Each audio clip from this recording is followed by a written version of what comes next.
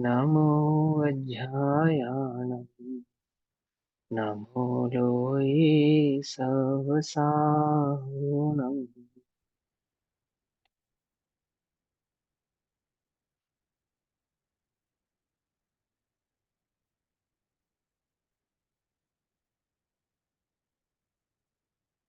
मंगलम भगवान वीरो मंगलम गौतमौगणी मंगलम कुंद कुंदार्द्यो जैन धर्मोस्तु मंगलम।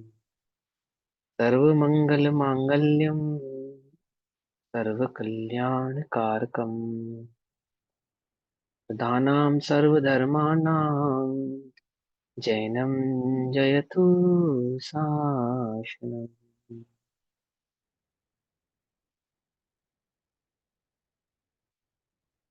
सर्वव्यापेकचिद्रूप स्वरूपाय परात्मने स्वोपलब्धि प्रसिद्धाय ज्ञानानंदात्मने नमः।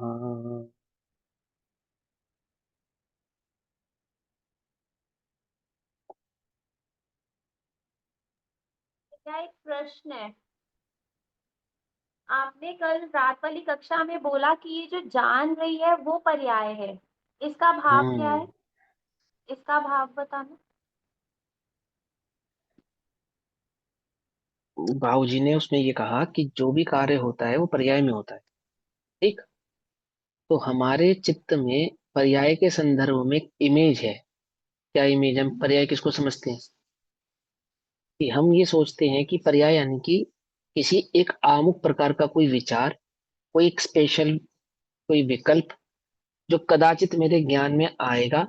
ठीक है ना? और वो मेरे कार्य को यानी सम्यक आदि भाव को प्रकट करेगा। ऐसा कुछ भी। ये मैंने एक उदाहरण के तौर पे बताया, कल्पना किसी की कुछ भी हो सकती है ना? अब वहां जो कार्य पर्याय में होना कह रहे हैं, तो वहां पर्याय किसको कह रहे हैं? वहां पर्याय का मतलब क्या है कि ये जो अभी वर्तमान में ज्ञान है, ये क्या है? ये ज्ञान की पर्याय ही है। ठीक है ना? ये यही ज्ञान की पर्याय है। जो भी काम होना है ज्ञान की इसी पर्याय में होना है। जो भी काम होना है, इससे अलग कोई और पर्याय नहीं है ज्ञान की जिसमें कोई मतिश्रुत कार्य होता ज्ञान। होगा। मतिश्रुत हाँ ज्ञान मत को पर्याय बोला। नहीं, आप एक बात समझो। ज्ञान को मतिश्रुत, अवधि, मनपर और केवल कहना, ये तो व्यवहार का कथन है। ठीक है ना? ज्ञान ज्ञान होता है। अभी एक बात बताओ, चलो आप इसको मतिश्रुत कह रहे हो, मतिश्रुत तो है ही, उसमें कोई बात नहीं, ज्ञान ज्ञान है। अब अपेक्षा से उसको मतिश्रुत कहा। जब सम्य दर्शन प्रकट होगा किसी भी जीव को, मतिश्रुत की अपेक्षा से ही समझ लो, तो कौन से ज्ञान में प्रकट होगा? मतिश्रुत में ही होगा ना। अवधि मन पर्याय और में तो प्रकट होता नहीं। अवधि और मन पर्याय ज्ञान, केवल ज्ञान में तो कोई सहाय है ही नहीं। मोक्ष मार्ग में कोई कार्यकारी तो है नहीं। वो तो हो, नहीं हो तो नहीं भी हो। है ना? अब रही केवल ज्ञान की बात, तो यह केवल ज्ञान तो सम्यक दर्शन आदि का फल है। वह केवल ज्ञान तो आत्मानुभूति का फल है। जो आत्मानुभव प्रकट किया जीव ने पुरुषार्थ पूर्वक, उसका फल है। जो पुरुषार्थ होना है, जिस ज्ञान की पर्याय में ज्ञायक का दर्शन होगा, ज्ञान के जिस पर्याय में ज्ञायक का अनुभव होगा, ज्ञान की जिस पर्याय में ज्ञायक का निर्णय होगा, वो ज्ञान की पर्याय कौन सी है? वो कहाँ है वो ज्ञान की पर्याय जहां उस ज्ञायक का अनुभव पड़ा हुआ है? एक बात। दूसरी बात कि वो जो ज्ञान की पर्याय है वो आ कहाँ से रही है किसकी? जैसे लक्ष्य से लक्षण, लक्षण से लक्ष्य क्या नहीं होते? भिन्न नहीं होते। समय सारणी में अंतिम में हमने समझा, अंतिम अंतिम के कलशुन, कि लक्षण से लक्ष्य भिन्न नहीं होता। तो ज्ञायक का जो लक्षण है वो कौन है? ज्ञायक का जो लक्षण है वो कौन है? आत्मा का ज्ञान। लक्षण किसको बनाया? ज्ञान को ज्ञान बनाया। कहाँ है वो ज्ञान? अभी के कहाँ है वो अभी है। ज्ञान? हाँ, अभी के कहाँ अभी ढूंढूं है। उसको जाके? यही है ना। नहीं है। उसको जाके कहाँ मैं ढूंढूंगा, कहाँ उसका दर्शन करूंगा, कहाँ उसको जाके पकड़ूंगा? कहाँ छुपा है वो ज्ञान जहाँ मुझे इस ज्ञान का दर्शन होने वाला है? अरे ये वर्तमान की जो ज्ञान पर्याय है, ये जिसको हम उपयोग के नाम से भी जानते हैं, है ना? अभी जैसे आपने उसको मति श्रुत कहा, आदि आदि। तो बेसिकली क्या क्या कहना चाहते हैं कि वो जो ज्ञान की पर्याय यानी कि वर्तमान में जो तुम्हारा ज्ञानोपयोग है अभी, ये क्या है? ये ज्ञान की पर्याय है। और ये ज्ञान की पर्याय अपने को ज्ञायक स्वीकार करती है, पर्याय स्वीकार नहीं करती है। ये ज्ञान की पर्याय अपने को ज्ञान भाव से देखती है, ज्ञान भाव से अनुभूत करती है। और वहां ज्ञान भाव से देखती हुई, ज्ञान भाव से अनुभूत करती हुई ज्ञायक भाव मात्र अपने को स्वीकार कर रही है। उसका नाम है पुरुषार्थ। उसका नाम है भेद विज्ञान। भेद विज्ञान कहाँ होता है? पर्याय में होता है। आत्मा का अनुभव कहाँ होता है? पर्याय में होता है। आत्मा जानने में, अनुभवने में कहाँ आता है? पर्याय में होता है। ये सारा का सारा काम पर्याय में होता है। कहाँ है वो पर्याय? कौन सी है वो पर्याय? केवल ज्ञान गम्य है जी। केवल ज्ञान गम्य है वो पर्याय, बोलो। जिस पर्याय में ये सारा काम होना है वो पर्याय केवल ज्ञान गम्य है या नहीं? एक अपेक्षा से अभी तो मैं केवल ज्ञान जान एक गम्य अपेक्षा से, है। हाँ, एक अपेक्षा से। लेकिन ऐसा होने पर भी जो ये विचार करके बैठा है केवल ज्ञान गम्य है, उसको प्रकट होता नहीं, उसको अनुभूति होती नहीं। उसको अनुभूति, उसने अभी अपने को गायक स्वीकार किया नहीं है। उसने अपना लक्षण पहचाना नहीं है। वो ये समझता है कि ज्ञान केवल ज्ञान गम्य है। ये है ना वर्तमान में ज्ञान, जिसको सदैव उद्योतमान कहा। आचार्य रामचंद्र कहते हैं उसको सदैव उद्योतमान, सदैव उपस्थित है। कहते नहीं कहते? बहन सीधी उसको कहती है जाग तो जी वो है। और गुरुदेव कहते हैं हाजरा हजूर विद्यमान। तो वो हाजरा हजूर, जाग तो जी, वो सदैव उद्योतमान है क्या? अरे ये वर्तमान का जो ज्ञान है ना, इसको कह रहे हैं। जैसे मिठास ही शक्कर है, शक्कर ही मिठास है, ऐसे ज्ञान ही आत्मा है और आत्मा ही ज्ञान है। कौन सा ज्ञान? कौन है वो प्रश्न ज्ञान? ये मेरा प्रश्न ये था कि आपने इसको ज्ञान को पर्याय क्यों लिया? मतलब ये तो ध्रुव है ना, क्या है? ये तो ध्रुव का क्या है? लक्षण है। ये ज्ञान की पर्याय है। ये क्योंकि ये ज्ञान की बदल पर्याय है। रही है, प्रति समय बदल रही है, हाँ इसीलिए पर्याय लिया। हाँ हाँ, देखो देखो सुनो। अब इसका भी उत्तर सुनो। तभी प्रश्न समझ गए? प्रश्न क्या पूछा दीदी ने? इसको आप पर्याय क्यों कहते हो? ये तो ध्रुव है। अब ये बताओ कि ध्रुव, गुण और पर्याय, मैंने द्रव्य, गुण और पर्याय, ये तीनों आपस में कितने जुदे जुदे हैं? कितने अभेद है, जुदे तीनों जुदे? अभेद है। अभेद है, हाँ। इनके स्वभाव तो भिन्न है, तथ लेकिन ये तीनों आपस में अभेद हैं, अभेद। आप द्रव्य को पर्याय से अलग नहीं कर सकते। ये जो प्रवचन सार जी अभी आप पढ़ रहे हैं, समझ रहे हैं, यहाँ पे सारी की सारी जो महिमा आएगी ना, पर्याय अपेक्षा से समझाएंगे, शुद्धोपयोग की अपेक्षा से समझाएंगे, उपयोग की अपेक्षा से समझाएंगे। ठीक। वो जो पर्याय, जिसको मैं पर्याय कह रहा हूँ, वही ध्रुव है। अब ये देखो, पर्याय में पर्याय अपने को ध्रुव स्वीकार करती है। क्या कहा? सम्यक दर्शन के काल में क्या होता है? पर्याय अपने में अपने को, पर्याय नहीं, ध्रुव स्वीकार करती है। तो अभी जो वर्तमान के द्योतमान भाव है, ये पर्याय है या ध्रुव है? यदि ये ध्रुव है, समझना। तो वस्तु स्वरूप समझ में नहीं आएगा अभी आपको। और ये पर्याय है, हाँ बिल्कुल पर्याय है, इसमें क्या बात है? ये अपने को ध्रुव स्वीकारेगी। कैसे स्वीकारेगी? पहली बात ये कि पर्याय और ध्रुव दो अलग अलग नहीं है, लक्षण अलग अलग हैं दोनों के। मतलब लक्षण अलग है इन सेंस, स्वभाव भिन्न भिन्न है। एक नित्य है, एक अनित्य है। और वहां वस्तु स्वरूप का पूरा निर्णय किया, कहाँ किया? आगम ज्ञान द्वारा, आगम के आधार से आपने पूरा स्वरूप समझा। आत्मा का अपना पूरा स्वरूप समझा, मेरा आत्म तत्व कैसा है, मेरा स्वभाव कैसा है, आदि आदि, ये समझा। अब सबसे पहले करना है भेद विज्ञान। क्या करना है? वस्तु स्वरूप जानने के बाद भेद विज्ञान करना है। तो हमारा भेद विज्ञान हम कैसे करते हैं? अपने अपने से पूछो। तो हमारा भेद विज्ञान काल्पनिक है। क्यों काल्पनिक भैया? आप ऐसे कैसे कहते हो काल्पनिक है? मैं इसको दावे से कह सकता हूँ कि काल्पनिक है। दावे से कह सकता हूँ। क्यों कह सकता हूँ? क्योंकि जो वास्तविक भेद विज्ञान होता है वो अंतर मुहूर्त में सम्य दर्शन प्रकट करता ही करता है, नियम से प्रकट करता है। बस समझ में। और ये मैं नहीं कह रहा हूँ, ये कम से कम अंतर मुहूर्त और अधिक से अधिक 6 महीने में प्रकट होता है, ऐसा आगम वचन है, ऐसा आचार्यों का वचन है। अब मैं आपसे पूछूं कि आपको भेद विज्ञान करते हुए कितना समय हो गया, बोलो। स्वाध्याय करते हुए कितना समय हो गया? नहीं, भेद विज्ञान करते हुए कितना समय हो गया, ये बतलाओ। तो बोलो। और आप, अब कोई ये कहे कि मुझे वर्ष हो गया, 2 वर्ष हो गए, 5 वर्ष हो गए, 10 वर्ष हो गए, और मुझे सम्यक दर्शन प्रकट नहीं हुआ। झूठी बात, कल्पना कर रहे हो तुम, सम्यक दर्शन कर ही नहीं रहे हो ही, ऐसा हो ही नहीं सकता। जीव भेद विज्ञान करे उसको सम्यक दर्शन प्रकट ना हो, ये हो नहीं सकता, तीन काल में नहीं हो सकता। भले ही ऐसा लिखा हो कि केवल ज्ञान गम्य है, जिस समय होनी होगी उस समय पर्याय आएगी, पर्याय का कर्ता जीव नहीं, भले ही ऐसा लिखा हो, परंतु यह भी आगम वचन है कि जिसने जिसने पुरुषार्थ किया है, जिसने भेद विज्ञान का पुरुषार्थ किया है, उसको अंतर मुहूर्त और मैक्सिमम 6 महीने के अंदर सम्यक दर्शन प्रकट होता ही होता है, और नियम से प्रकट होता है। 5 परमागमों में अभी हमने समय सारजी पढ़ा, हमें तो कहीं पे भी आचार्य ने ऐसा नहीं कहा कि तेरा सम्यक दर्शन जब होना होगा तब हो जाएगा। प्रत्येक गाथा में, प्रत्येक टीका में वो तो हमें यही प्रेरणा करते रहे कि अभी विद्यमान है अभी कर, अभी उद्योतमान है अभी अनुभव कर। वो तो हमें यही कहते रहे। अभी हमने 10 गाथाएं पढ़ ली हैं, 10 गाथों में प्रवचन सारजी में तो अभी तक एक बार भी नहीं कहा। यहाँ तो केवल ज्ञान प्रकट करने की बात की जा रही है। पंचम काल के साधु पंचम काल में बैठ के केवल ज्ञान प्रकट करने की बात कर रहे हैं। वो तो कहीं पे भी संतुष्ट नहीं है इस बात में, समझे? तो आपने भैया कैसे कहा कल्पना है, तो सुनो, तुम्हारे भेद विज्ञान की कल्पना तुम अपने आप से पूछो कि जो तुमने आगम में वचन पढ़ा, तुम उस वचन को याद करते हो, जो तुमने आगम में पढ़ा,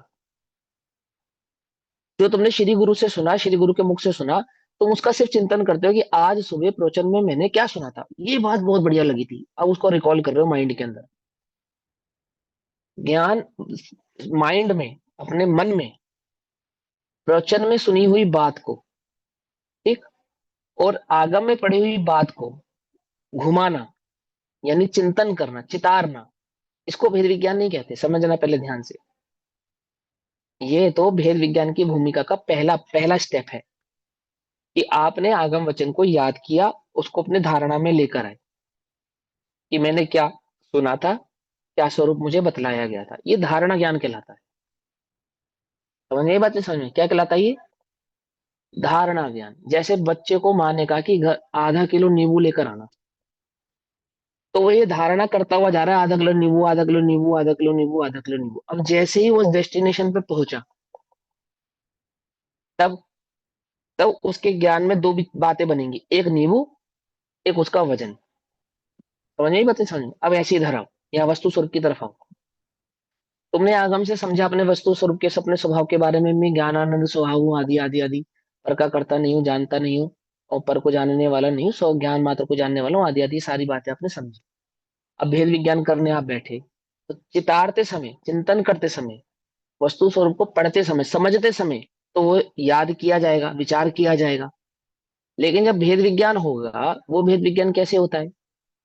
ज्ञान क्या है और ज्ञान में भेद क्या है, अर्थात ज्ञान क्या नहीं है, इसका स्वीकार करना, इसको स्वीकार करना। अब जैसे अभी ये जो ज्ञान भाव है, इसमें अभी जो वर्तमान में मेरा उपयोग है, इसमें ज्ञान क्या है और ज्ञान क्या नहीं है?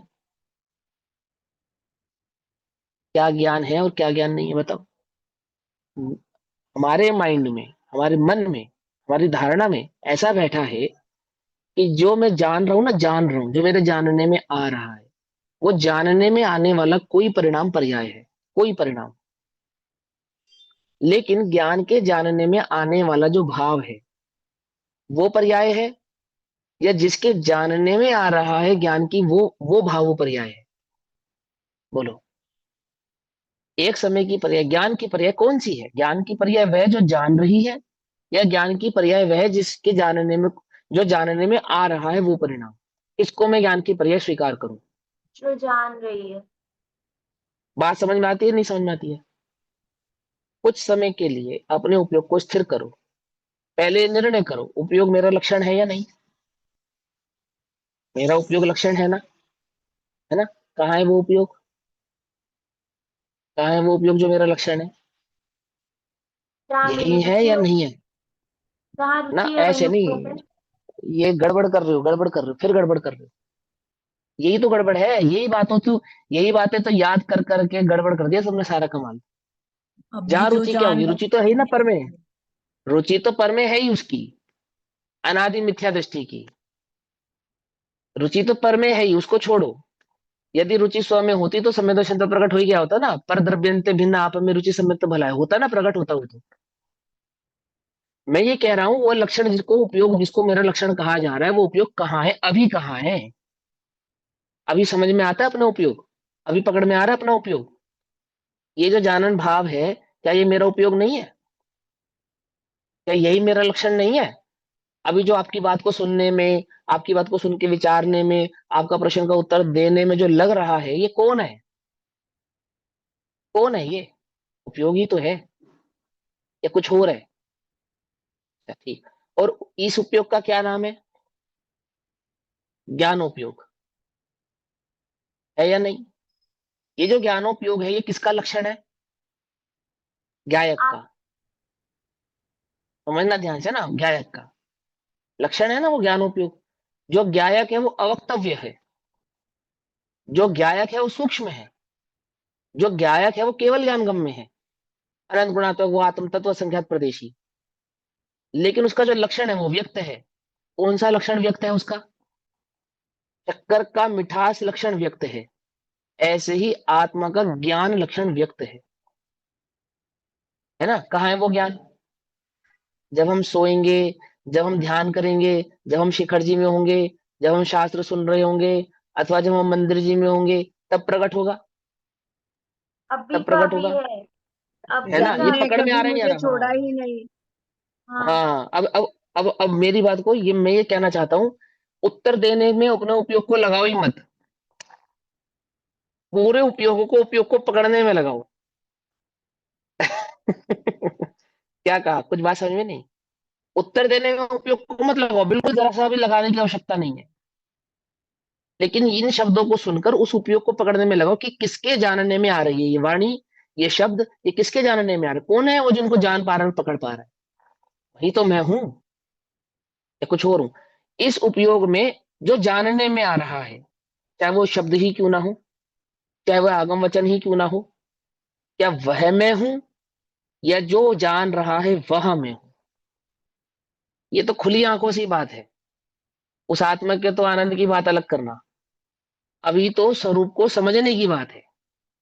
अब इस क्षण, इस काल में क्या बात है? स्वरूप को समझने की। इसको कहना भेद विज्ञान। बार बार बार बार अपने उपयोग को स्थिर करता है। कहाँ? कि मैंने सुबह समय सार जी की फलाना नंबर की गाथा में ये पढ़ा था, प्रचन सार जी की 80 नंबर की गाथा में ये पढ़ा था, नियम सार जी की 35 नंबर की गाथा में ये पढ़ा था। यहाँ अपने उपयोग को स्थिर करना है। यहाँ करना है क्या उपयोग को स्थिर? अरे वहां से तो स्वरूप समझने के बाद इस नतीजे पे पहुंचा, ओहो ये जो प्रवर्तमान ज्ञान है, इसको उपयोग कहते हैं। ये ज्ञान मेरा लक्षण है, और इस ज्ञान में जानने वाला जितना भी भाव है वह मैं नहीं हूं। ये जो जान रहा है यह मैं हूं। अब क्या करे? बार बार बार बार उपयोग को सिमेटता है। कैसे सिमेटता है? ये उपयोग बार बार जानने में जाता है, वहां जानने से हटाकर जानन भाव में लाता है। कौन लाता है?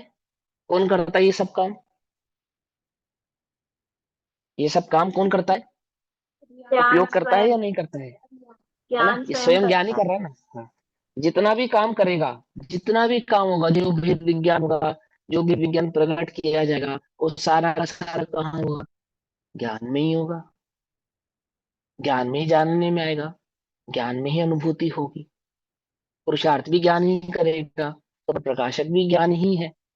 हे उपाधि भी ज्ञान करता है, मुख्य गुण भी ज्ञान करता है। ज्ञान करता है ना? कौन सा ज्ञान करता है? मुख्य गुण हे उपाधि।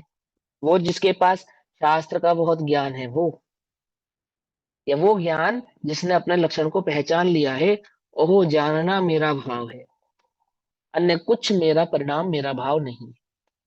समझा? भेद विज्ञान समझा रहा हूं मैं आपको, आपकी कल्पना के भेद विज्ञान से और इस भेद विज्ञान में अंतर समझ लेना। आप स्वयं स्वयं समझ लेना। बार बार अपने उपयोग को क्या करता है? सूक्ष्म करता है। सूक्ष्म करता है अर्थात स्थिर करता है, ठहराता है। कहाँ ठहराता है? ये जो जान रहा है ये मैं हूं, और ये जो जानने में आ रहा है ये स्वभाव मैं नहीं हूं। इसको कहते हैं भेद विज्ञान। फिर इसी उपयोग को समेटते समय कई प्रकार के विकल्प उत्पन्न होते हैं। जैसे लोक संबंधी, पर्याय संबंधी कोई उत्कंठता हो जाना, तीव्र कषाय हो जाना। उस तीव्र कषाय को समेटने के लिए विचार करता है। क्या विचार करता है? इसी उपयोग में, वो जो धारणा में किया था कर्मबद्ध पर्याय का, कि लोक का कोई भी कार्य मेरे करने से नहीं होगा। होने वाले समस्त परिणामों की, समस्त कार्य की, समस्त पर्याय कैसी है? नक्की है, केवल ज्ञान गम्य है, मैं उनका करता नहीं हूं। क्या कहा? मेरे करने से नहीं होगी, ऐसा करके अपने उपयोग को क्या करता है? निर्भर करता है। बार बार ऐसा निर्णय करने से उपयोग क्या होता है? ज्ञान क्या होता है? निर्भर होता है। क्यों होता है?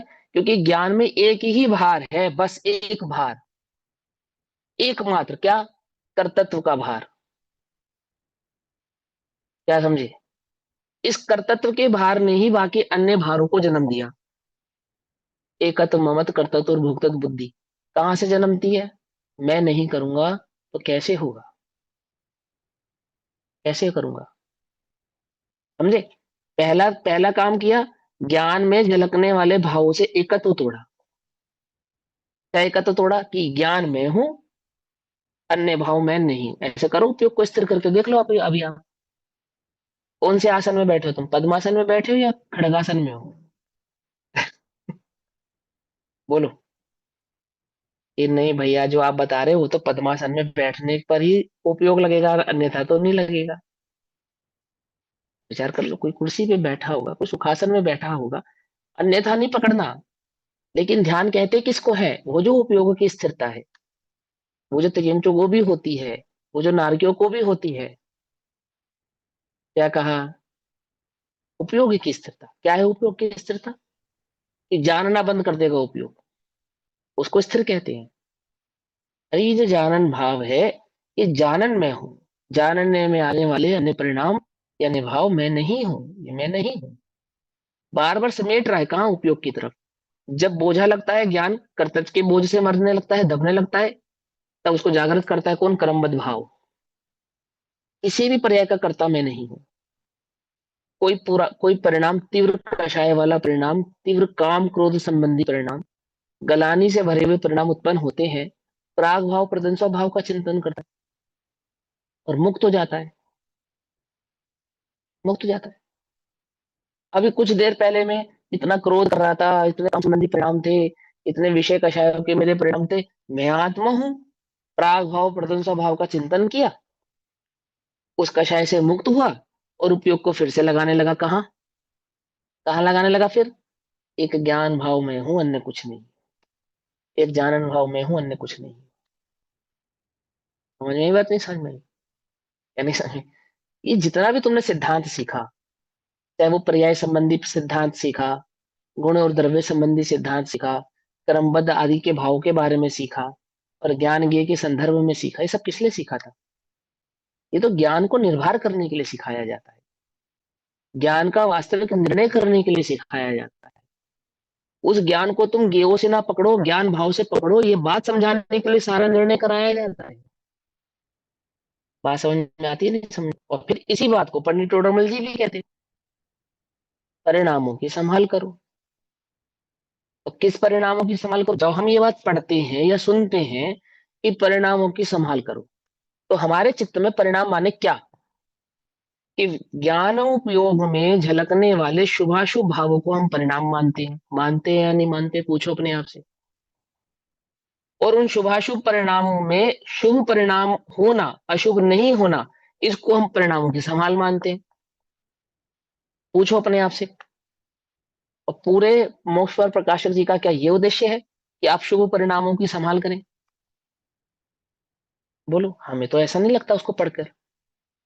हमें तो ये भाव समझ में नहीं आता, क्योंकि अभी हमने परिणामों का ही नक्की निर्णय नहीं किया। जीव का परिणाम स्वभाव है, ये बताया ना गाथा नंबर 9 में। गाथा नंबर 9 में प्रवचन सार जी में जीव का स्वभाव, परिणाम जीव का स्वभाव है। कौन सा परिणाम? कौन सा परिणाम जीव का स्वभाव है? वो जो ज्ञान की वर्तती हुई ज्ञानोपयोगमयी पर्याय है, उसको जीव का परिणाम कहा है। वो जीव का स्वभाव है, ना कि शुभाशुभ परिणाम जीव के स्वभाव है। आई बात समझ में? उपयोग में वर्तने वाला जो शुभाशुभ भाव है, वो जीव का परिणाम नहीं। क्या कहा? वो जो ज्ञान है, वो जीव का परिणाम है। और जब हमें पंडित डोडोमल जी कहते हैं कि परिणामों की संभाल करो, तो वो आपसे कहना चाहते हैं कि अपने उपयोग को संभालो। और ये सिर्फ पंडित डोडोमल जी नहीं कहा है। बोलो, आचार्य कुंद कुंद देव ने कहा, बहुत अधिक उपयोग को भरमाते नहीं है। कौन? कौन? मुनिराज, ऐसा कहा ना मुनिराजों के संदर्भ में कि बहुत अधिक अपने उपयोग को भ्रमाते नहीं है। ज्ञानी भी ऐसे ही करते हैं। क्या करते हैं? बहुत अधिक उपयोग को भ्रमाते नहीं है। और गजब की बात यह है, ये सब पढ़ने के बाद हमने ये निर्णय किया कि उपयोग को शास्त्र में उपयोग को घुमाना, ये उपयोग की स्थिरता है। शुभ परिणामों में उपयोग को घुमाना, भ्रमाना, ये उपयोग की स्थिरता है। अमुक ग्रंथ में क्या लिखा है, अमुक ग्रंथ में क्या लिखा है, अमुक आचार्य ने क्या कहा है, उस गाथा का अर्थ क्या है, इस गाथा का अर्थ ऐसे कैसे है, यहाँ व्याकरण ये लगेगी, यहाँ संधि ये लगेगी, यहाँ ये व्याकरण संधि जोड़ने से ये अर्थ निकलेगा। ए भगवान, इसको कहते हैं उपयोग को भरमाना। और वे बहुत अधिक उपयोग को भरमाते नहीं है। तो क्या करते हैं? उपयोग की स्थिरता क्या है, किसे कहते हैं उपयोग का स्थिर होना? क्या उपयोग जानना बंद कर देगा या पर को जानेगा? बोलो। वो जो उपयोग है यानी कि जो जानन भाव है, वो किसका है? किसका है? उस ओर अपने को स्थिर करते हैं। उसको कहते हैं उपयोग को बहुत अधिक नहीं भरमाना। नक्की किया तुमने, निर्णय किया? तुमने ज्ञान का निर्णय किया या नहीं किया? बोलो। पांचों परमागम, समस्त आगम का, अगाध आगम का एकमात्र उद्देश्य है कि तू अपने ज्ञान स्वभाव का निर्णय करे। यही तो है। और क्या, इससे अलग कुछ बात बताना चाहते हैं क्या वो? तो तुमने निर्णय किया, कर पाए तुम कि कौन है वो ज्ञान जिसका मुझे निर्णय करना है, और क्या है उस ज्ञान का लक्षण? बोलो। जगत में जो ज्ञान ये संबंध को नहीं पहचानते हैं, वो जब उपयोग को स्थिर करते हैं तो किसी आमुक गे भाव पे स्थिर करने को उपयोग की स्थिरता समझते हैं। किसी आमुक एक विकल्प को, ज्ञान में जानने आने वाले किसी एक परिणाम को, किसी एक भाव को उपयोग की स्थिरता समझते हैं। वे ये नहीं जानते कि ज्ञान में जानने में आने वाले जो परिणाम है, वे ज्ञान का स्वभाव ही नहीं है। ज्ञान स्वपर प्रकाशक है, उसका निषेध नहीं है, परंतु जो जानने में आ रहा है वो ज्ञान नहीं है। तो फिर ज्ञान कौन है? कि जो जान रहा है वह ज्ञान है। और जो जान रहा है, जब इस बात पे उपयोग स्थिर हो, यानी ज्ञान एक जानन भाव पे स्थिर हो जाए, इसको कहते हैं ज्ञान का ज्ञान में जानने में आना, इसका नाम है। बात समझ में आई या नहीं समझ में आई? देखो, तुम उपयोग को, अब उपयोग स्थिर करने के लिए आंखें बंद थी या खुली थी तुम्हारी जब तुम उपयोग के विषय में समझ रहे थे? जैसे ही चित्त उपयोग की ओर जाता है, इंद्रियां शिथिल हो जाती हैं। मालूम? उसमें ये आंखें है ना, आंखें, पलक, ये भी शिथिल हो जाती है। अब ये बंद होती है या हल्की खुली होती है, इस चक्कर में पड़ो ही मत। तुम उपयोग की स्थिरता में अपने उपयोग को लगाओ। बंद होंगी तो बंद होंगी, खुली होंगी तो खुली होंगी। कुछ बात समझ में आई या नहीं आई? स्थिति क्या होती है, अवस्था क्या बनती है? अब तुम नासाग्र ध्यान करने के चक्कर में उपयोग को खो देते हो। दृष्टि की नासाग्रता के चक्कर में उपयोग भूल जाता है तुम्हारा, भटक जाता है। कहाँ है उपयोग? बोलो। नासाग्र दृष्टि के समय उपयोग कहाँ है? नासा पे और नासा के अग्रभाग पे, बस हो गया काम, काम खत्म। तीन काल में समय दर्शन नहीं हो सकता तुमको, हो जाए तो हो ही नहीं सकता ना, आगम वचन है, जिनवाणी है, हो ही नहीं सकता। हो ही नहीं सकता। आगम की किसी एक गाथा पे, किसी एक वचन पे उपयोग को स्थिर कर लो, समय दर्शन हो जाएगा। तीन काल में नहीं हो सकता भैया, तीन काल में नहीं हो सकता। तो कहाँ स्थिर करूं? अरे ज्ञान को पहचान। ये जो विद्यमान है, ये जो प्रवर्तमान है, इसको पहचान। ये तो पर्याय है। पर्याय अपने द्रव्य से जुदा नहीं होती। पर्याय अपने द्रव्य से भिन्न नहीं होती। और ये पर्याय अपने को पर्याय स्वीकार नहीं करेगी। क्या स्वीकार करेगी? वो जो तूने आगम के माध्यम से वस्तु स्वरूप का निर्णय किया, वहां जो तूने वस्तु स्वरूप में उस चैतन्य ज्ञायक भाव का निर्णय किया, पहचाना है, ये पर्याय उसको, ये पर्याय अपने को वह ध्रुव स्वीकार करेगी। वह ध्रुव स्वीकार करेगी। ध्रुव तो तुझे नजर आएगा क्या कि ये ध्रुव है, ये पर्याय है? बोलो। सदमस्त को है ही नहीं ये योग्यता कि वो ध्रुव और पर्याय के बीच का निर्णय कर पाए कि इसको तो ध्रुव कहना, इसको तो पर्याय कहना। जब तक तू पर्याय का निर्णय करेगा तब तक तो संख्यात पर्याय बदल जाएंगी। इस पर्याय को पर्याय कहेगा, बोल। इस पर्याय को पर्याय कहेगा कि मेरे जानने में पर्याय आ रही है, पर्याय आ रही है तेरे जानने में, पर्याय जानने में आ रही है, यही तेरी मूर्ता है। अब उल्टा नहीं पकड़ना। इसी को पज्जे मूड़ा मूड़ा पर समया कहा। तो ये ज्ञान लक्षण है, ध्रुव का लक्षण है। समझे? वो ध्रुव भी तू है, वो ज्ञान भी तू है, और ज्ञान गुण की वो पर्याय भी तू है। अब जैसे स्वाध्याय कर रहे हैं, मैं बोल रहा हूँ, आप सुन रहे हो, तो कौन सुन रहा है? ध्रुव सुन रहा है या पर्याय सुन रही है? बोलो। ध्रुव सुन रहा है या पर्याय सुन रही है? अर्थात ध्रुव जान रहा है या पर्याय जान रही है? पर्याय पर्याय जान जान रही है। है? पर्याय जान कौन रही है। जान? देखो कितना पर्याय। कितना विश्वास है तुम्हें इस बात पे कि पर्याय ही जान रही है। पूरा पक्का विश्वास है तुम्हें इस बात पे कि पर्याय जान रही है। और पर्याय तो ध्रुव से भिन्न है। क्यों? अब ये तो वचन का भेद है कि पर्याय जान रही वास्तव में है। तो ध्रुव ही जानता वास्तव है। में तो, तो ध्रुव ही जानता हाँ, ध्रुव ही है, वही पर्याय है, वही ध्रुव है, वही आत्मा है, कोई उससे अलग थोड़ी है। ये तो वचन भेद था, ये तो समझाने के लिए कहा था कि पर्याय जानती है, ध्रुव नहीं जानता है। पर्याय परिणमती है, ध्रुव नहीं परिणमता। तो स्वभाव समझाने के लिए कहा था। अब तू क्या कह रहा है? पर्याय जान रही है, और तू, यानी ऐसा कर दिया कि ज्ञान की पर्याय को ध्रुव से इतना जुदा कर दिया। अब बोलो वो ज्ञान की वो पर्याय ध्रुव तक कैसे पहुंचे? जब तूने बुद्धि में ही इतना स्वीकार कर लिया कि जो जान रहा है ये मैं नहीं हूं, जबकि हम कह रहे थे जो जान रहा है वही तू है। क्योंकि जानने का काम तो ध्रुव का नहीं है, तो पर्याय का है। और तूने ये स्वीकार क्या करा? ये जो जान रहा है ना, जान रहा है, ये कौन है? ये पर्याय है, और पर्याय मेरा स्वभाव नहीं है। पर्याय से भिन्न है ध्रुव तो। हो गया काम, बस पहुंच गए तुम ध्रुव तक, पहुंच गए। अरे तुमने, इसको कहते हैं शब्द मलिच, इसको कहते हैं नयों के भाव को सही से नहीं समझना, नहीं पकड़ना। इतना सरल मार्ग है। 8 वर्ष के बच्चे को सम्यक दर्शन प्रकट होता है, नरक के नारकी को सम्यक दर्शन प्रकट होता है, त्रियंचों को सम्यक दर्शन प्रकट होता है। और ये बुद्धिमान, ये मनुष्य पर्याय का जीव, गाड़ी घोड़ा से लेकर हवाई जहाज तक बना लिए, और अपने ध्रुव चैतन्य ज्ञायक भाव का अनुभव नहीं कर पाया। बड़ा आश्चर्य होता है, बड़ा आश्चर्य होता है। कुछ बात समझ में आई? तुम्हें नहीं समझ में आई? वो सरल है, वो उपस्थित है, वो विद्यमान है। समझे? इसको खोज रहे हो आप? इसको खोज रहे हो, खुद को खोज रहे हो? खोज रहे हो, नहीं खोज रहे हो? कहाँ हो आप?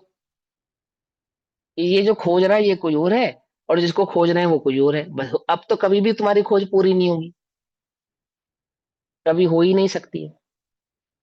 ये मैं देह नहीं, ये मैं विचार नहीं, ये मैं विकल्प नहीं। ये जो जानन भाव है, सहज जानन जानन जानन जानन जानन जानन जानन जानन भाव है ना, ये जानन भाव, यह मेरा लक्षण है, यह मैं हूं। स्थिर होकर देखो। ना समय दर्शन प्रकट हो तो कहना, कहने का मौका ही नहीं पड़ेगा मेरे भाई, अवश्य ही प्रकट होता है, अवश्य ही प्रकट होता है। अब इतना सहज है, इतना सरल है, तो इतना सब कुछ क्यों पढ़ रहे हैं? अरे उसके स्वभाव का निर्णय करा रहे हैं। अभी तुझे पता नहीं है ना, ज्ञान कितना अनादि का मिथ्या दृष्टि ज्ञान है ना, इसको निर्भर करना जरूरी है। इसलिए ये सब समझाया जा रहा है, मैंने ना क्रमबद्ध पर्याय आदि आदि। जब तुम उपयोग को समेटोगे, स्थिर करने बैठोगे, तो तुम्हें इसी प्रकार के विकल्प सताने वाले हैं। कर तत्व के, भोग तत्व के, आदि आदि, ये सब विकल्प तुम्हें सताएंगे। तो कौन क्रमबद्ध पर्याय तुम्हारा निवारण कर देगी? और मैंने सुबह ऐसा किया, कल ऐसा किया, परसों ऐसा किया, आदि आदि उपयोग संबंधी विकल्प आएंगे, तो प्राग भाव प्रदन स्वभाव तुम्हारा निवारण कर देंगे। और मैं अनादि से क्यों नहीं कर पाया? इतना सरल मार्ग था। अरे तो ध्रुव है, ऐसा का ऐसा ही है, कभी तुझे क्या नहीं हुआ, रंच मात्र भी दोष तुझमें उत्पन्न नहीं हुआ। ऐसा त्रिकालिक का ध्रुव स्वभाव तेरा निवारण करेगा। माने कुल मिला के उपयोग को भ्रमाने के जो अनेक कारण हैं, उस उपयोग को भ्रमाने के अनेक कारणों का निवारण है ये जो हम स्वाध्याय कर रहे हैं। और हुआ उल्टा कि जो निवारण थे उन निवारणों में ही उपयोग को भरमाने लगे। अर्थात जो तलवार अपनी रक्षा के लिए उठाई थी उसी तलवार से क्या किया, अपनी ही गर्दन काट ली। समझे या नहीं समझे? इसको कहते हैं शब्द मलेच्छ, इसे कहते हैं शिवशम ज्ञान का राग।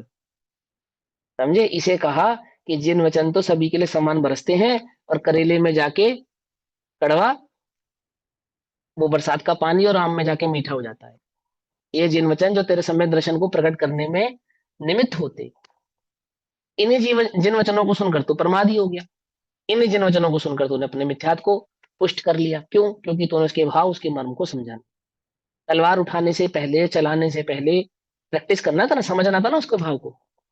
अब रक्षा के लिए तलवार उठाना गलत बात नहीं थी, लेकिन तलवार नहीं चलाने का जो अज्ञान था, उसने क्या किया, उसने अपनी गर्दन काट ली। इसलिए वहां कहा श्री गुरु के निमित्त से होता है। पहले तो इसलिए पकड़ना ये नहीं बात सीखा, कही जाती तलवार है। तो पकड़ना सीखना पड़ेगा ना, फिर चलाने की बात हाँ, आएगी। हाँ, इसीलिए कहते हैं वो श्री गुरु के निमित्त से होता है। इसीलिए वहां पे उपदेश, माने जो निसर्ग सम्यक दर्शन है वो तो कदाचित है, जो राजमार्ग है वो श्री गुरु का उपदेश। मालूम? राजमार्ग है ये, श्री गुरु का उपदेश, उनका निमित्त, उनके द्वारा बतलाया गया तत्व का प्रतिपादन। क्यों? क्योंकि वह जीव की योग्यता को पहचानते हैं। उन्हें मालूम है, जो किसी मार्ग से होकर गुजरा हो पहले से ही, उसको पता है इस मार्ग में कहाँ तो गड्ढा आएगा, कहाँ कांटे पड़े हैं, कहाँ से सड़क टूटी है। ये पता है ना, क्योंकि वो होके गुजरा है। समझे?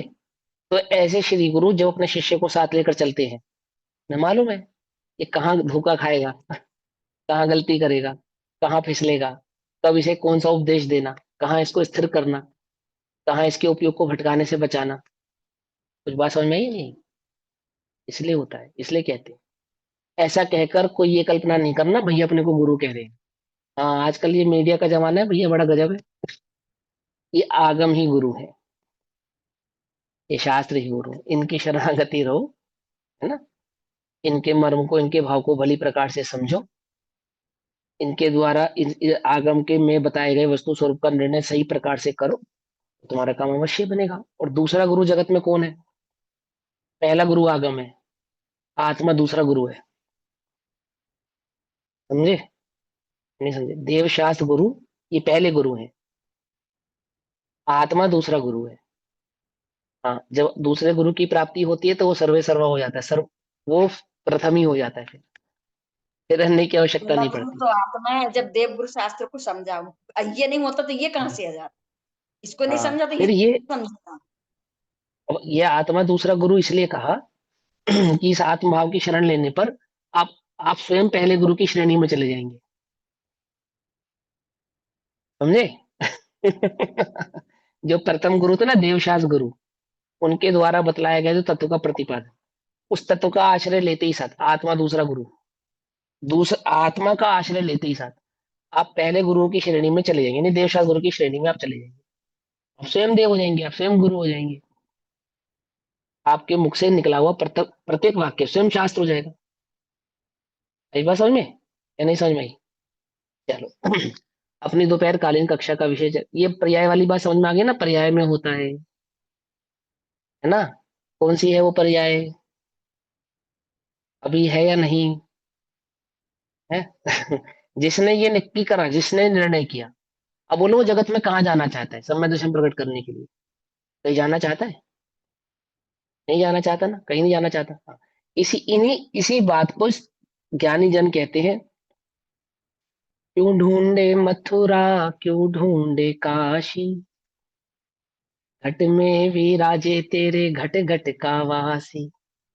है, घट में विराजे माने इसे शरीर रूपी घट नहीं, वहां घट है उपयोग। ज्ञान की प्रतिपल उठे तरंग, झांकता उसमें आत्म राम। तो ज्ञान की प्रतिपल तरंग उठ रही है, नहीं उठ रही है? तरंग माने पर्याय, उठ रही है या नहीं उठ रही है? प्रतिपल ज्ञान है या नहीं है? इसमें कौन झांक रहा है? अर्थात ये जानने वाला कौन है? झांकता उसमें आत्म राम। और बोलो, अरे आबाल सभी गोपाल, सुलभ सबको चिन्मय अभिराम। बोलो सुलभ है या नहीं? बोलो। ज्ञान की उस तरंग को जैसे ही तुम देखोगे, उस तरंग में झांकने वाला आत्म राम वो तुम हो। अर्थात वो जानन भाव तुम हो। और ये जानन भाव कितना सुलभ है? बोलो किसको सुलभ नहीं है? किसको सुलभ नहीं है? किसको उपलब्ध नहीं है? है कोई जगत में ऐसा जो जीव है और जानता ना हो? है कोई जगत में ऐसा जीव? सुलभ सबको चिन्मय अभिराम। समझ में आई बात? नहीं समझ में आई? है? आनंद स्रोत बह रहा, मन क्यों उदास है? क्यों उदास है? अचरज है जल में रहकर मछली को प्यास है। समझे? ज्ञानी दुखी नहीं होते, हताश नहीं होते, प्रसन्न चित्त से प्रायश्चित कर लेते, अपने दोषों का निवारण, अपने दोषों का व्याख्यान कितनी प्रसन्नता से श्री गुरु के समक्ष कर देते। कैसे कर देते हैं? ज्ञान में झलकने वाले परिणामों को अपना नहीं मानते, एक ज्ञान भाव को अपना मानते हैं। क्या कहा? ज्ञान में झलकने वाले, जानने में आने वाले उन शुभाशुभ परिणामों को क्या नहीं मानते? अपना नहीं मानते। और एक सहज ज्ञान भाव को उसको अपना मानते। झट कह देते, सरलता से कह देते। समझ में? ये बात नहीं समझ में आई? हम्म? कि उपयोग खाली कर देते हैं, रखते नहीं। कैसे करते उपयोग खाली? अपना नहीं मानते, कदाचित हो तो श्री गुरु के समक्ष जाके कह देते हैं, बस खाली। आई बात समझ में? बहुत दुखी हो, बहुत बोझा हो तुम पे, बहुत परेशान हो, तुम देख लेना, देख लेना तुम्हारे उपयोग में, बस तुम्हें उपयोग की खबर नहीं है, बस यही है और कुछ नहीं है, और कुछ नहीं है दुख, और कुछ नहीं है दुख, कुछ नहीं है मिथ्या दर्शन। इतनी सी बात है। वर्तते हुए उपयोग में उपयोग की और उपयोग का ना होना, और इस उपयोग में झलकने वाले परिणामों की दृष्टि होना, यही इस जीव के संसार के दुख का कारण है, बस। और दूसरा कोई कारण नहीं, कोई कारण ही नहीं है। कहाँ है? बस समझ में या नहीं समझ में? एक अपनी मिनट। दोपहरकालीन कक्षा का भी। हाँ बोलो। आता है उससे हम दोषी नहीं हो जाते, वो सारे भाव आश्रम है? जो जानने में आता है उससे हम ज्ञान दोषी नहीं होता। मतलब जानने देखो, में ज्ञान दोषी नहीं होता, मतलब ज्ञान अपराधी नहीं होता, मतलब गिल्टी फील करें ऐसा नहीं होता मतलब। देखो सुनो, जिसको उपयोग और उपयोग में जानने में आने वाले जो भाव हैं, उपयोग माने ज्ञान, और ज्ञान में जानने में आने वाले जो भाव हैं, चाहे वो कोई से भी है, क्रोध मान वायलोभ आदि कैसे भी परिणाम, यदि इन दोनों के बीच के भेद को नहीं जानता तो अपराधी है। वो कर्ता भेद को जानता है। बुद्धि का अपराध है ना उसमें तो, या जो दोष जानने में आता है वो अपराध है। कर्ता बुद्धि का ही तो अपराध है ना मेन। हाँ वही बता रहा हूँ ना, वही तो समझा रहा हूँ। इसको समझो थोड़ा सा। आपने जो प्रश्न किया, मैं आपका प्रश्न समझ गया। अब आप कोशिश करो मेरा उत्तर समझने की। आपका प्रश्न यह है कि ज्ञान जो क्रोध मान माया लोभ आदि को जाने, तो उसके जानने से तो वह अपराधी नहीं होता, यही प्रश्न है ना? तो उत्तर यह है कि जानता कौन है? जो दोनों को भिन्न जानता है उसको तो कहते हैं जानना, जो भिन्न नहीं जानता है उसको कहते हैं कर्ता। समझे या नहीं समझे? अपराध क्या है? स्वभाव को नहीं पहच, क्रोध मान माया लोभ ये अपराध नहीं है। क्रोध मान माया लोभ से भिन्न वो जो ज्ञान भाव है उसको नहीं पहचानता, ये अपराध है, ये अपराध है। क्या कहा? अपराध समझ में आया? अपने चैतन्य ज्ञान भाव को जानता है या नहीं जानता? बोले नहीं जानता, बोले ये अपराध है। और बोले क्रोध मान माया लोभ, इनको तो उपचार से अपराध कहते हैं मेरे भाई। तो एक बार चैतन्य ज्ञान की दृष्टि कर ली। अब क्रोध मान माया लोभ है कि कदाचित है, अपेक्षाकृत गुण स्थान प्रमाण, तो भी ये तेरी निर्जरा के कारण है, निर्दोष है तू। क्या कहा? ज्ञानी के कषाय भाव बंध के कारण है या निर्जरा के कारण है? बोलो। कर्ता बुद्धि नहीं है। निर्जरा के। निर्जरा की, हाँ निर्जरा के कारण कह दिया। अब छल ग्रहण मत करना। क्या छल ग्रहण मत करना? कि तुमने ज्ञान और ज्ञान में झलकने वाले परिणामों को भेद जाना है या नहीं जाना है। अगर जाना है तो निरपराधी हो, नहीं जाना है तो अपराध ही है, भले ही उस ज्ञान में उस समय क्रोध मान माया लोभ के परिणाम ना हो, तो भी अपराधी है। अभी बात समझे नहीं समझे, क्या अपराध? क्रोध अपराध है क्या? यदि क्रोध अपराध होता तो मात्र क्रोध के काल में ही अपराधी होता, लेकिन वो ज्ञान सदैव अपराधी है जिसने अपने को क्रोध मान माया लोभ आदि परिणामों से भिन्न नहीं पहचाना है। इसलिए वो द्रव्यलिंगी कैसा है? वो सूक्ष्म कषायों में वर्तने वाला वह द्रव्यलिंगी अपराधी है,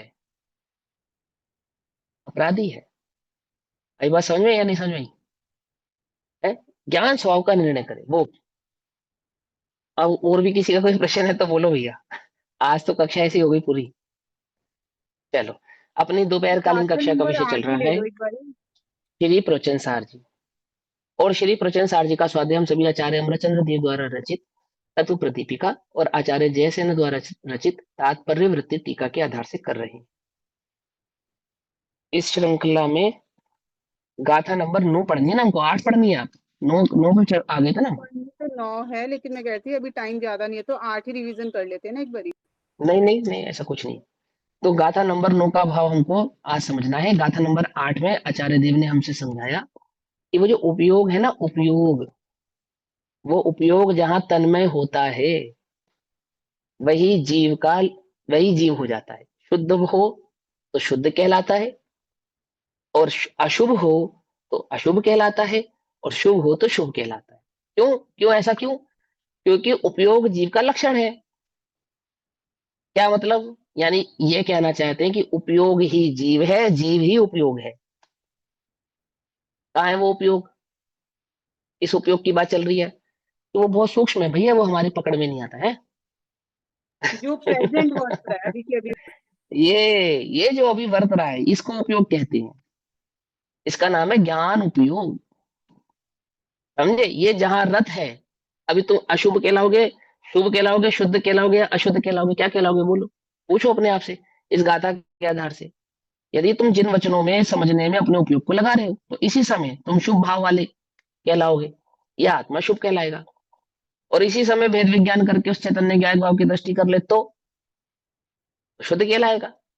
उपयोग जहां वर्तता है आत्मा वैसा ही कहलाता है। अब वह उपयोग के भाव को समझाने के लिए आचार्य देव गाथा नंबर 9 कहते हैं, और 9 में भाव में समझाते हैं।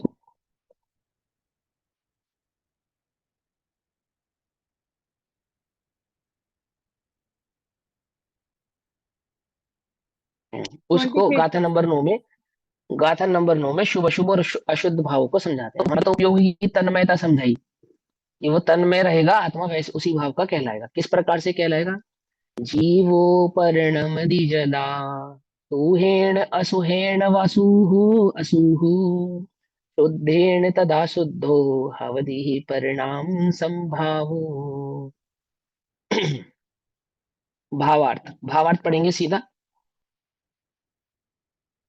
तत्व प्रतिपीका जी का भावार्थ, पेज नंबर 20, 20 नंबर पेज पे भावार्थ। आत्मा सर्वथा कूटस्थ नहीं है। सर्वथा कूटस्थ नहीं है मतलब कहने का क्या तात्पर्य है?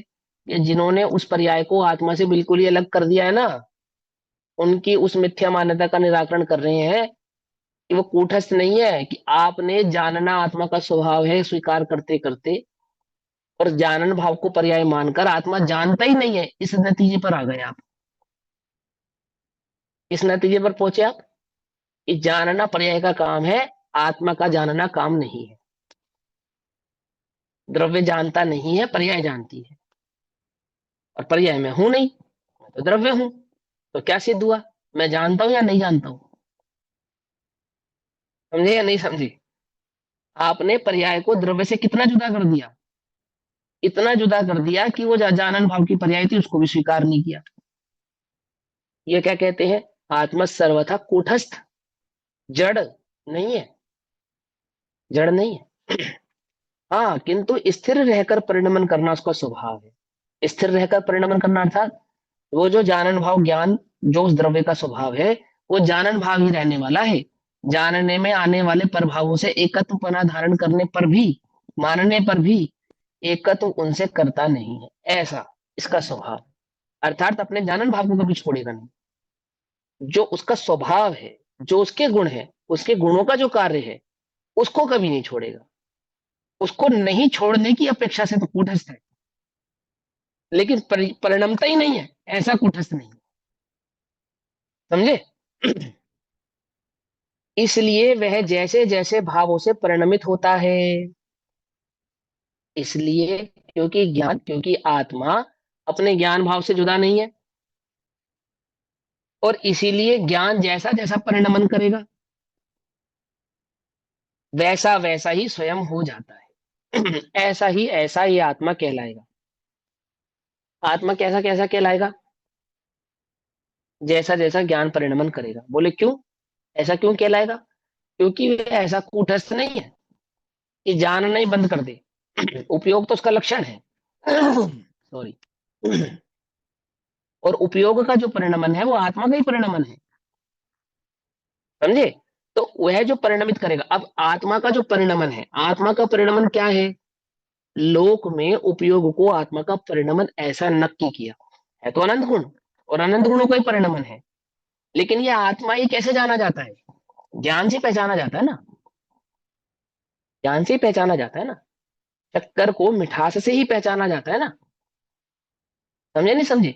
ऐसे ही उस ज्ञान को, आत्मा को ज्ञान से पहचाना जाता है, और जैसा जैसा वो ज्ञान परिणमन करेगा वैसा वैसा वह आत्मद्रव्य कहलाएगा। अब है और कहना, इन दोनों में अंतर है। द्रव्य दृष्टि से देखने पर उपयोग के अशुद्ध होने पर भी द्रव्य अशुद्ध नहीं होता, ये बात पक्की है। परंतु ऐसा होने पर भी अशुद्ध उपयोग के साथ वर्तने वाला आत्मा अशुद्ध ही कहलाता है। आई बात समझ में? परिणामिक के तीन भाव, तीन भेद। कौन कौन से तीन भेद कर रहे पारिणामिक के? एक पारिणामिक, दूसरा शुद्ध शुभ और पारिणामिक, अशुभ। और तीसरा अशुद्ध पारिणामिक। किए नहीं किए? तीन भेद किए ना? किए किस अपेक्षा से किए? उपयोग की अपेक्षा से किए, है नहीं, है तो एक ही। लेकिन जो भेद किए जा रहे हैं, जो बतलाया जा रहा है, वो उसकी परिणति की अपेक्षा से, यानी कि उपयोग के परिणमन की अपेक्षा से पारिणामिक के तीन भेद कहे जाते हैं। होते नहीं है, होते नहीं है। परिणाम योग में कहे ना, तीन प्रकार का पारिणामिक समझाया ना वहां आपको। अशुद्ध समझाया, शुद्ध समझाया, और पारिणामिक वो समझाया, तो सहज पारिणामिक समझाया। जीवत से वाला वो होता है। हाँ, जीवत्व की अपेक्षा से समझाया, जो जीवत जीव का की सहज अपेक्षा सबका से। समान है। और दो उपयोग की अपेक्षा से समझाए, एक वो जिसने शुद्ध पर्याय को प्रकट किया, एक वो जिसने प्रकट नहीं किया। किसके आधार से प्रकट करना है? किसके आधार से प्रकट करना है? वो तो होगा तो द्रव्य के आधार से ही, लेकिन वो उपयोग की अशुद्धता की अपेक्षा से। जितना भी वर्णन है, जीव को कहीं अशुद्ध कह रहे हैं, कहीं शुद्ध कह रहे हैं, कहीं शुभाशुभ भावों वाला कह रहे हैं, जीव को ही कह रहे हैं ना, किसी और को तो नहीं कह रहे ना। क्यों कह रहे हैं? उसके उपयोग की अपेक्षा से कह रहे हैं। हाँ, ये बात बिल्कुल पक्की है। जिसको शुद्ध भाव में परिणमित होना हो, जिसको अपने उपयोगों को शुद्ध भाव में लगाना हो, वो क्या करे? अपने सहज शुद्ध भाव को पहचाने, पहचाने। लेकिन नहीं पहचानता तो शुद्ध होता हुआ भी अशुद्ध कहलाता है। जो शुद्ध जाने आत्म को वह शुद्धता को प्राप्त हो, अविशुद्ध जाने आत्म को अविशुद्धता को प्राप्त हो। तो शुद्ध आत्मा अविशुद्धता को कैसे प्राप्त हो गया? वो त्रिकाली ध्रुव, त्रिकाली शुद्ध भगवान आत्मा, अनादि निधन, वे अविशुद्धता को कैसे प्राप्त हो गया भैया? ऐसे कैसे प्राप्त हो गया? कि उपयोग की अशुद्धता से। बंध अधिकार में क्या कहते हैं? इत्यादि वस्तु के मिलाप सो न बंधे जी, बंधे एक रागाधिक अशुद्ध उपयोग सो। उपयोग में वर्तने वाले जो राग द्वेष आदि भाव हैं, उन राग द्वेष भावों का जो एकत्व परिणाम है, एकत्व भाव है, उस उपयोग के साथ जो एकत्वपना है, वह इस जीव के बंध का कारण है। उपयोग माने, उपयोग माने ज्ञानो उपयोग, दर्शनो उपयोग। कहाँ है वो ज्ञानोपयोग और दर्शनोपयोग? कहाँ है अभी तुम्हारा उपयोग कहाँ है? इसी उपयोग की तो बात कर रहे हैं। यही उपयोग तो बंध का कारण है, यही उपयोग निर्बंधता का कारण है। यही उपयोग अशुद्ध कहला रहा है, यही उपयोग शुद्ध कहला रहा है। इसी उपयोग को तुम्हें क्या करना है? क्या करना है? यही उपयोग ज्ञायक का निर्णय कराता है। इसी उपयोग में सम्यक दर्शन प्रकट होता है। इसी उपयोग में केवल ज्ञान प्रकट होता है। इसी उपयोग को तुम पहचान नहीं रहे। उद्योतमान है या नहीं है? विद्यमान है या नहीं है? बोलो, हाजिर हजूर विद्यमान है या नहीं है ना? है ना? और इसी ही की उपेक्षा करते आए हैं अभी तक, कल्पनाओं में। कल्पना है ना, कल्पना, ज्ञान की, उपयोग की, ज्ञानोपयोग की, सम्यक दर्शन की, पर्यायों की, कल्पना है, कल्पना। कल्पना। जो जागता जीव उबोश था, जो विद्यमान था, उसको तो छोड़ दिया, और ज्ञान में झलकने वाले, आने वाले उन परिणामों में रमण करता रहा, उपयोगों को भ्रमाता रहा। अब देखो, आप तुम खुद देखो, उपयोगों का भ्रमाना और उपयोगों का स्थिर होना, क्या अंतर है दोनों में? ज्ञान में झलकने वाले जितने भी परिणाम है, उनकी ओर दृष्टि करोगे, उपयोग भ्रमित होगा ही होगा। और मात्र सहज ज्ञान की ओर दृष्टि करोगे तो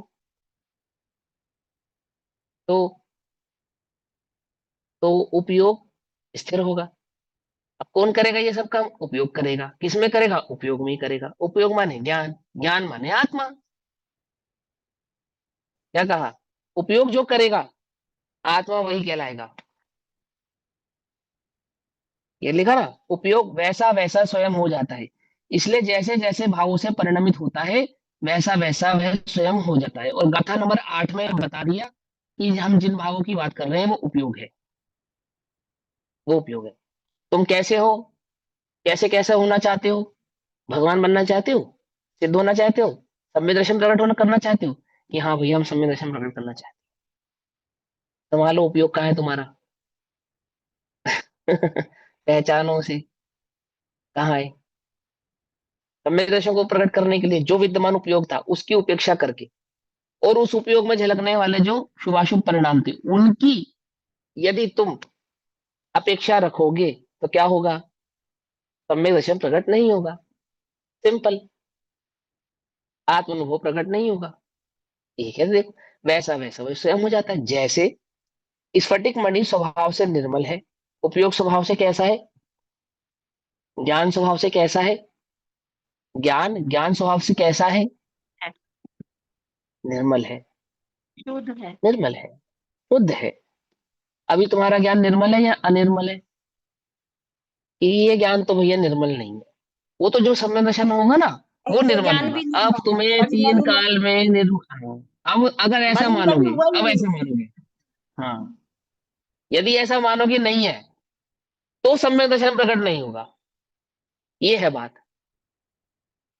पकड़ में, ये बात नहीं पकड़ में? निर्मल को निर्मल स्वीकार करे, स्वीकार करे, तो फिर क्या होता है कि निर्मल दशा प्रकट होती है। बस सिंपल सी बात है। और स्वीकार करने का मतलब कल्पना करना नहीं, स्वीकार करने का मतलब विचार करना नहीं, स्वीकार करने का मतलब स्वप्न देखना नहीं, स्वीकार करने का मतलब उपयोग को स्थिर करना, उसको कहते हैं स्वीकारना।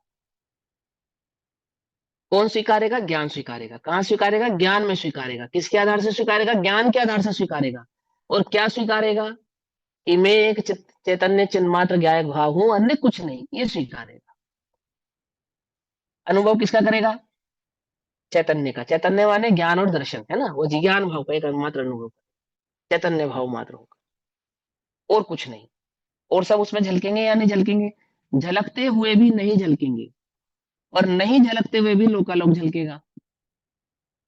क्या? अरे सहज है, क्या कोई कितना सरल है। जैसे वो स्फटिक मणि, ऐसा मेरा ज्ञान। स्फटिक ने लाल कपड़े का, लाल फूल का संसर्ग किया तो लाल दिखने लगी, और ज्ञान ने ज्ञान में झलकने वाले राग द्वेष आदि परिणामों का संसर्ग करने से ज्ञान स्वरूप दिखने लगा, अशुद्ध दिखने लगा। हुआ थोड़ी। जैसे ही ज्ञान पे दृष्टि करी, तो क्या हुआ? ज्ञान में झलकने वाले जो शुभाशुभ परिणाम थे वो कहाँ चले गए? विलीन हो गए, गौण हो गए। एक ज्ञान मात्र भाव रह गया। और कैसा था वो ज्ञान? कैसा था या कैसा है वो ज्ञान? कैसा वर्त रहा है? कैसा वर्त रहा है? शुद्ध। एक ज्ञान, ज्ञान ज्ञान ज्ञान ज्ञान, अन्य कुछ नहीं। समझे या नहीं समझे? है ऐसा।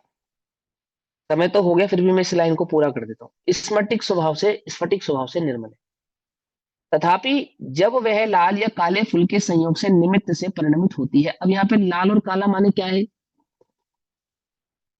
लाल और काला क्या है? किसका प्रतीक है ये लाल और काले? शुभ और अशुभ। हाँ राग द्वेष। बहुत बढ़िया, अशुभ।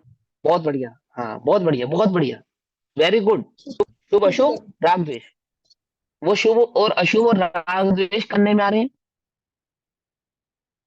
कहाँ बरत रहे हैं शुभ अशुभ और राग द्वेष? कहाँ बाहर बरत रहे हैं, बाहर। जल्दी बोलो ना। एक अरे प्रेजेंट करने पर पर्याय। ये नहीं करते। ये गड़बड़, हाँ यही तो गड़बड़ है। ये तुमको समझाया था और तुमने वो बाहर के चक्कर में इस ज्ञान को उपेक्षा कर दी। किसने जाना? ये शुभाशुभ भाव और ये राग द्वेष के परिणाम कहाँ जानने में आ रहे हैं? ये ज्ञान में ज्ञान में जानने में आ जान। रहे हैं ना, ज्ञान नहीं आ रहा है। है ना? हाँ इनको मत जानो, ज्ञान को देखो बस, ये हो गया शुभ, ये हो गया शुद्ध तुम्हारा, बस खत्म हो गई बात। संयोग, लाल और काला संयोग क्या है? ज्ञान में, ज्ञान में जानने में आने वाले जो शुभाशुभ परिणाम है, इनसे जो एकत्व किया है तुमने, इनसे एकत्व नहीं करना तुमको। लाल से एकत्व करने पर लाल, और काले से एकत्व करने पर काला, यानी शुभ से एकत्व करने पर शुभ और अशुभ से एकत्व करने पर अशुभ। अब इतनी गजब की बात है कि पांच इंद्रिय के विषयों में लगा पड़ा है, और मैं तो ज्ञाता हूं, मैं तो ज्ञाता हूं, मैं तो ज्ञाता हूं। क्या है? घंटों मोबाइल चला रहा है, मैं तो ज्ञाता हूं, मैं तो ज्ञाता, ज्ञाता दृष्टा होके दिख रहे हैं। अरे गजब कर दिया तूने मेरे भाई, ये उपयोगी की शुद्धता है। क्या कहा? ये जो पांच इंद्रिय के विषय कषायों में जो तू उपयोग लगा रहा है और अपने को ज्ञाता मान रहा है, ज्ञाता तो तू है, लेकिन उपयोग तो अशुद्ध कर रहा है तू अपने, और ये उपयोग की अशुद्धता ही तेरे बंध का कारण है। ज्ञान स्वभाव का निर्णय होने पर स्फटिक लाल है या पीला, लाल है या काला? वो तो स्फटिक वाला है ना। ऐसे ही वो ज्ञान उपयोग ज्ञान भाव में स्थिर होने पर जो शुभाशुभ परिणाम है, उनका क्या होगा? वो दृष्टि के विषय नहीं बनेंगे, वहां उपयोग नहीं जाएगा, वो तो उपयोग का भरमाना हुआ। आई बात समझ में नहीं समझे? शास्त्र में पढ़ा था उपयोग भरमाना मत, पर ये उपयोग को अधिक भरमाता हुआ ज्ञाता दृष्टा होकर स्वच्छंद होकर प्रवृत्ति करता है। समझ में, ये बात नहीं समझ में आई? ज्ञानी की दशा और ज्ञानी का उपयोग अद्भुत होते हैं। कैसे होते हैं? कोई विरला ही उसे समझ सकता है, अद्भुत होते हैं। कौन जानता है? ऐसा ऐसा आचार्य अमरचंद्र देव का वचन है, अंतिम बात। कौन जानता है कि वह ज्ञानी भोग भोगता हुआ दिखाई देने पर भी भोग भोग रहा है या नहीं भोग रहा है? किसके वचन है ये आचार्य अमरचंद्र देव के वचन है। कौन जानता है? अर्थात वह तो वह ज्ञानी ही जानता है, केवल ज्ञानी ही जानते हैं, समय दृष्टि जीव ही जानते हैं। ये जगत का अज्ञानी, जिसने अभी तक उस ज्ञान स्वभाव का निर्णय नहीं किया है, वह तो इस बात का निर्णय कर ही नहीं सकता, पहुंच ही नहीं सकता वहां तक, वो समझ ही नहीं सकता। उसको तो क्या दिख रहा है? वो सारे जगत में स्वच्छंदी प्रवृत्ति करता हुआ अपने को ज्ञाता कहकर घूम रहा है। उसकी यह बात नहीं है, उसके लिए ये बात नहीं। समझे? ओम नमः सिद्धेभ्य। निज निधि निज में बताई यह अनंत उपकार है, उसके लिए जिनवाणी माँ को वंदना शत।